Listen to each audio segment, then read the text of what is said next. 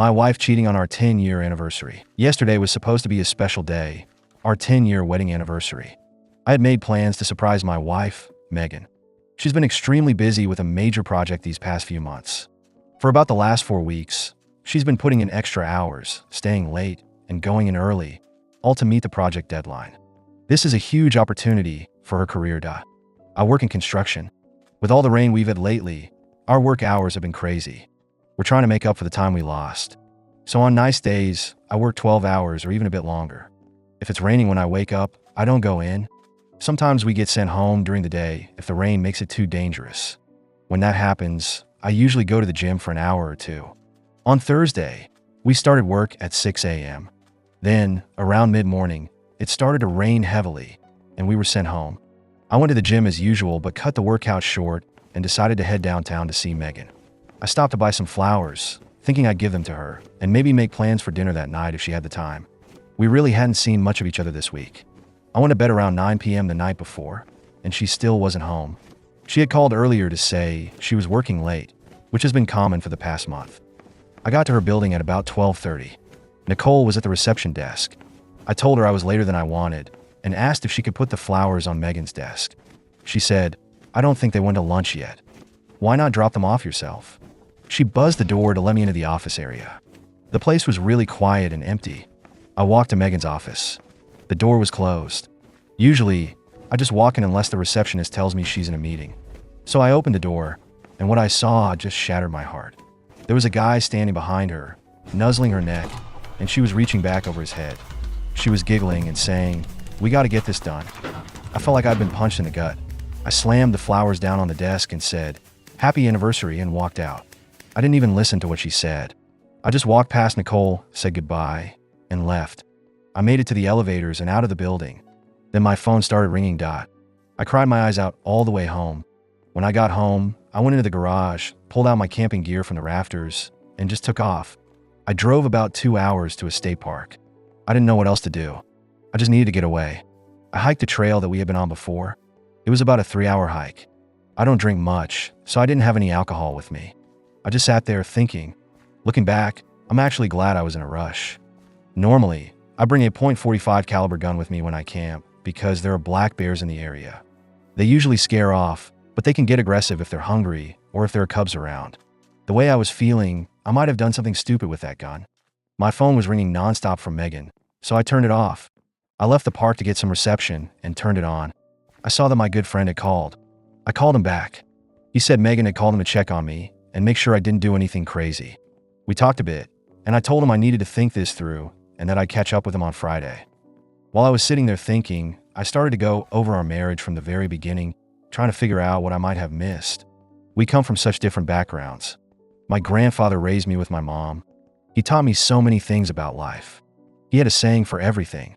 He told me that marriage would be the hardest job I'd ever have and that you have to work on it every day. I really miss him. We didn't have much money. I remember hearing my mom and grandpa having a lot of discussions about bills. But they worked hard, and my brother and I never felt like we missed out on anything important. Megan, on the other hand, was born into a wealthy family. Not super rich, but very comfortable. She went to a great college, always had nice clothes, a new car, and she's just incredibly beautiful. I used to joke with her that if she coughed, the silver spoon in her mouth might get stuck. We met and hit it off right away. We started dating.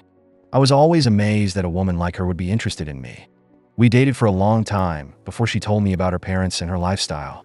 Our friends used to call us the model couple because they thought we were both so good-looking that we must be models. But our families weren't as enthusiastic. They were worried about the economic differences between us. Her dad and I eventually started to get along, but it took some time to convince my mom. After she graduated and got her first job, we planned to get married. We agreed that we would share our different lives with each other. I took her whitewater rafting, and she took me to the symphony. We went ziplining and to art openings. We both thought it was important to experience each other's interests. She really seemed to enjoy the more physical activities we did, and I actually liked the symphony and those kinds of things. I even own 2 tuxedos now. Looking back, I don't remember seeing any warning signs. Her first 2 jobs, she quit because the men at work were constantly hitting on her. They would parade her out for photo ops and invite her to conferences when other new employees weren't invited. At one dinner during a conference, A partner tried to get her drunk and then tried to force his way into her room that night. She quit that job, and the same thing happened at the next job. But this third job has female partners, and she seems much happier there. We seemed really happy too. So now it's Friday, and I'm back home. I called her and asked where she was. She said she was back at work. I was a bit sarcastic and said that it seemed like our marriage was taking a back seat to her job. She replied that since I wouldn't talk to her, what was she supposed to do? She had a point. She said she'd be home in an hour. So I'm waiting. I really want to save our marriage. If I'm not providing enough in some way, I want to fix it. I want to ask her why this happened, but I can't accept and I don't know answer. I just don't know how to approach this. What else should I be asking? I know I'll get emotional and might forget everything. So I know we'll be talking about this over and over in the next few days. What she did was wrong, but please, I don't want any degrading comments. She's still my wife. Thank you. Would I be an idiot if I got back together with my ex-husband, who cheated on me 10 years ago? My ex, who we'll call Mike, and I were together since we were 14 and got married at 22. We have 2 kids together, 15F and 11M. My ex's work takes him all over the country for a week every quarter. In one of those trips, he hooked up with one of his co-workers. I never thought he could do something like that cause our relationship was really solid. He confessed immediately after he got home. I actually would have never found out if he didn't. He begged me for forgiveness, said that he still loved me, and it was a lapse in judgment, but said he would understand if I wanted a divorce, which is what eventually happened. It was very amicable, and he actually gave me more than I expected: house, child support, alimony. It was a slow process, but over the years we became friends again and have a good co-parenting dynamic. Mike's a great father, and the kids still love him. I got married 3 years after, and he was actually very supportive. I divorced my second husband 2 years ago cause he changed his mind on kids. I want one last baby. Since the lockdown, Mike has been over frequently. At this point, our relationship is so good we don't need to enforce any of the set visits and such. Well, things have been getting hot between us for the last few months, and we started having sex. I'm a woman with needs too, and to be very honest with you guys, he's still the best guy I've been with after all these years. It's like our bodies were made for each other. He always joked that we were like Prime Pippen and Jordan in bed, and when he said that again, it felt like we were back 10 years ago when we were still together.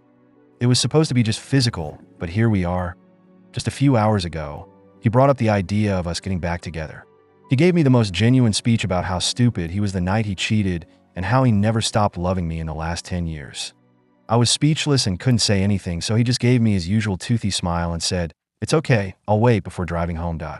Now I'm lying here in bed typing this out. I'd be lying to you guys if I said I didn't love him. I'd be lying if I said the last few months weren't the happiest I've been in years. And I'd be lying if I said I never forgave him for cheating. I've told him years ago that I already did. If I had to decide right now, I'd jump out of bed and drive to his house and bring him home. It's taking all my willpower not to do so. I love him. However, I also want to think with my brain here. Pros of taking him back. He's a great dad, and the kids would have him around more. He's a great provider. He says he still wants kids. I still love him. Cons? I don't know yet, but maybe some of you can help me with that. Any advice on how I should proceed? The morning after, I texted Mike saying that I needed time and space to think about everything. He then replied with, "I've waited 10 years. I can wait a bit longer." My heart melted. When the kids woke up, our son was looking for his dad. He's at the age now where he pretty much idolized his dad. I get why though. Mike is an amazing dad.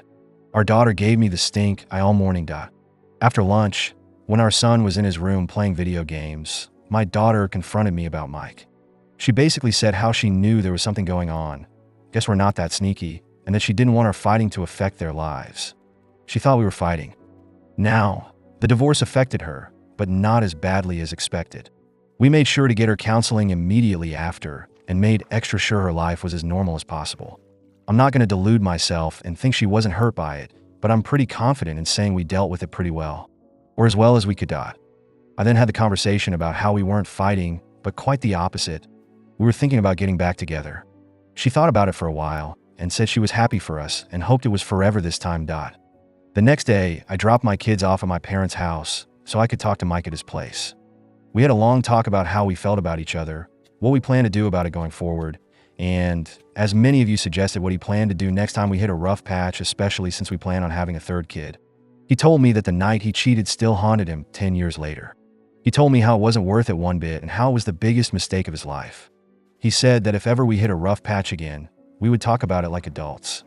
He even suggested we do couples counseling every now and then, even when times are good. I like this idea. There are some details about our conversation that I want to keep private, but long story short, we got back together. We were going to take it slow, and in every step we take, we both agreed that our children would take priority over everything. He's not going to move in yet, but he would spend a few nights a week at home with us. Later that night, we sat the kids down and broke the news. Daughter didn't say much cause she already knew, but our son was over the moon. Since we divorced when he was a baby, the concept of both his parents being together was quite new to him. They obviously asked questions, and we answered them. We're also planning on doing family counseling to help make the transition easier for everybody. Overall, I'm really happy right now. Mike made a mistake 10 years ago, but I don't hold it against him and have completely forgiven him for it. I know he loves me now and won't cheat on me anymore. I'm back together now with the love of my life and father of my kids, and I couldn't be happier. As I type this out, Mike is in the next room playing video games with our son. I'm not entirely sure what the future will look like, but I'm happy he's back.